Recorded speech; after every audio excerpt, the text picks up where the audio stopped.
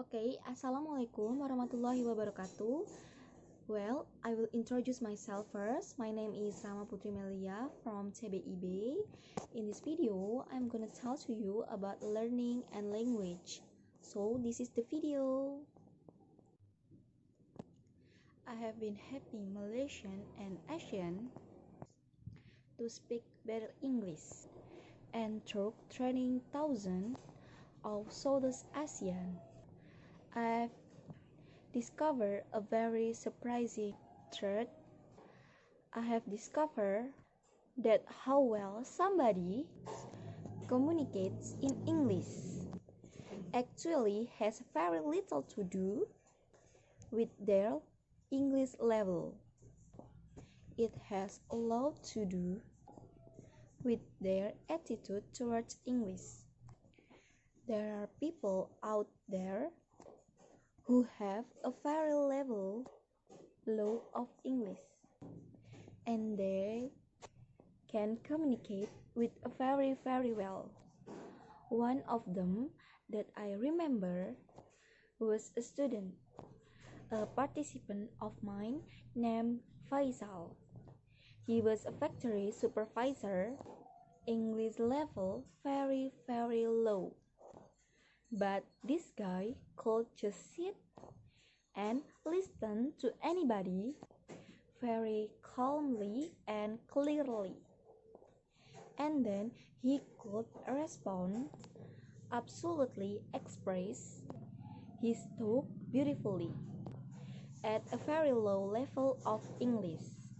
So today I want to share with you why it's so different with people like Faisal. How do they do it? And second of all, why is this so very important not only to you, but to your children, to your community, and to the future of Malaysia? And third of all, what's one thing you can do starting today? If you want to speak with that calm, clear and confidence that people like Faisal have. First of all, why is so different? How do people like Faisal do it? To answer that question, I'm going to take you back about 10 years, okay? I was training staff at that time, and my daughter at that time was taking piano lessons and start to notice two really strong similarities between my daughter's attitude or thinking towards playing the piano and a lot of Malaysians thinking or attitude towards English. First of all, I should tell you, my daughter absolutely had piano, had listen, had practicing. This is my daughter practicing a piano, okay? This is good as she got. This is the real thing. And she tried going to a piano lesson because to my daughter, going to piano lesson, she was filled with the short of dread because it was all about not screwing up, right? Because like a lot of piano students, to both my doctor and his teacher, her success on piano was measured by how few mistakes she made. At the same time, I noticed that a lot of Malaysians went into English conversation with the same sort of feeling of dread. This sort of feeling that they were going to be judged by how many mistakes they were going to make and whether or not they were going to screw up. Now, the second similarities that I noticed was to do with self-image. My doctor, she knew what a good piano sounds like, right? Because we have all heard a good piano, and she knew what her level was, and she knew how long she's have to play for to play like that. And a lot of Malaysian I noticed had this idea of what good proper English is supposed to sound like, and what there I see a lot of and what their English sounded like, and how far they would have to go to get there. And they also felt like they were like my daughter, just bad piano player, bad English speaker, right? My English not so good. Cannot sorry, cannot yeah. So I could see the similarity, but I couldn't figure out. Okay, what is it about these people like Faisal that are so different that can just do it smoothly, calmly, with confidence? One day I discovered the answer. So I discovered quite by change. It was a day when my computer broke down and I had to go to a cyber cafe. Okay, it was my first time, and I discovered a cyber cafe are disgusting place. Okay, they are really gross. They are smelly, and they are felt like a boys, and they are all playing noise, violence game. They are just a disgusting place. But I had to go there. So I sat down and I start noticing this guy beside me. And I become a very interesting in this guy next to me. Now this guy playing this game that is basically is like a shooting people until they die. And that's it. That's the game, yeah. And I'm noticing that this guy is not very good. In fact, he is terrible, right? Because I'm looking and I'm seeing like a lot of shooting and not much dying, right? What really behind this Louis player were three of his friends, short of standing there watching her player. What I really noticed, even though this guy was terrible, even though his friends were watching him, there was no embarrassment, there was no feeling of being judged, there was no shyness. In fact, quite the opposite. This guy totally focused on the bad guy, smile in his face. All he can think about killing this guy, right? And I'm watching him and I suddenly realize this is it. This is the same attitude that people like Faisal have when they speak English.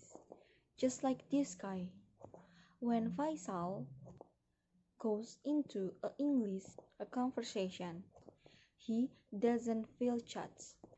He is entirely focused on the person that he is speaking to, and the result he wants to get. He is got no self-awareness, no talk, his own mistakes.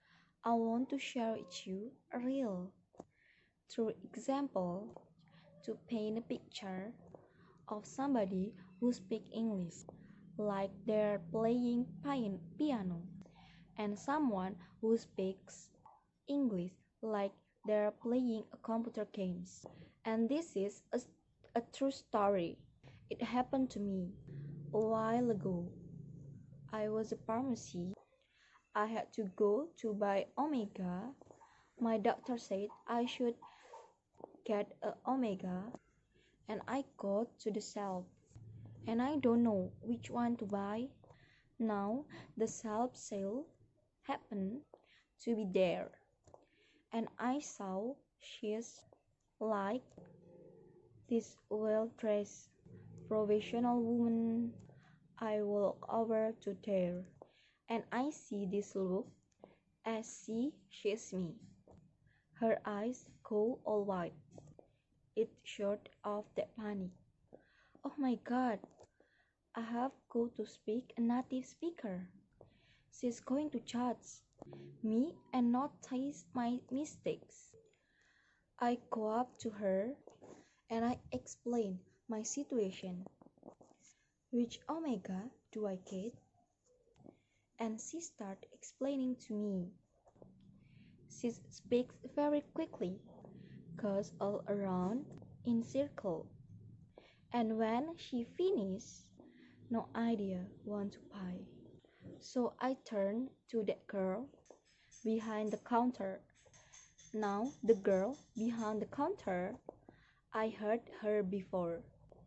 Her English level is very low, but when I walk over to her, this girl, there's no fear. In fact, she is just looking at me. You know that look? Like, yeah, okay, so how? Yeah, I've been in Malaysia a long time. So I go up to her and I explain the problem. She looks at me and she said, okay, yeah, DHE for brain. Your heart, okay or not? So I said, yeah. I said, my heart is really, I think it's a pretty good. She says, your brain's okay or not? I said, my brain, no, it's not good as it used to be.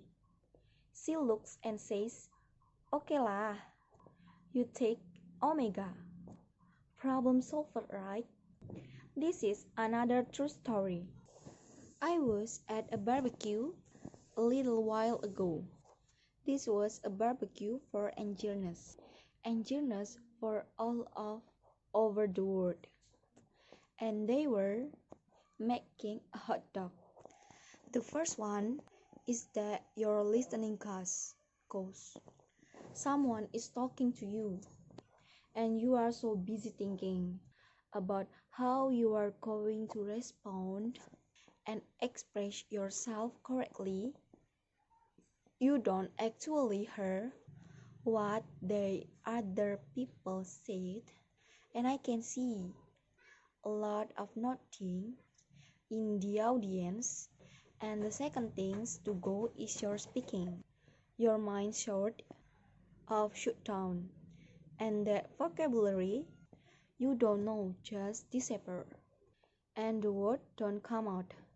The third things to go is your confidence. The worst things about this is you might only be confident because you cannot express yourself clearly. But to the person talking to you, they might misunderstand this as a lack of confidence in your ability to do the job, to perform. So, if you want to speak English like a Faisal with that great confidence, here's the only thing that you can do. When you speak, don't focus on yourself. Focus on the people other person and the result you want to achieve. Imagine next generation of Malaysians, all with that wonderful confidence in a communication that Faisal has at any level of English. Because let's remember that English today is not an art to be mastered. It's just a tool to use to get a result, and that tools belong to you. And thank you. And the last I say, wassalamualaikum warahmatullahi wabarakatuh.